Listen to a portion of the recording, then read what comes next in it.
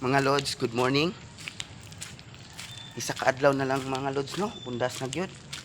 Mauna-un niya ang adlaw sa atong paghandom sa atong igsuon nga ning balhin na sa laing kalibutan.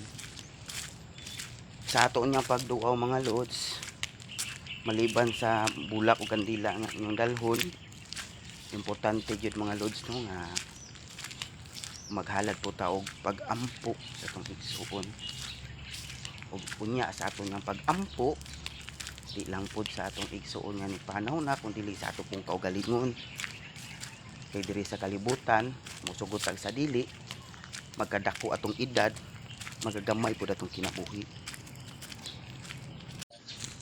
Maong bisag asa ta mo agto, bitbiton jud nato atong pag-ampo sa atong langit nung amahan.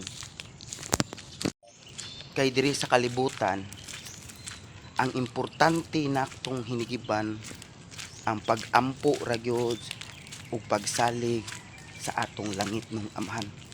Kana ra gyud atong dag-anan.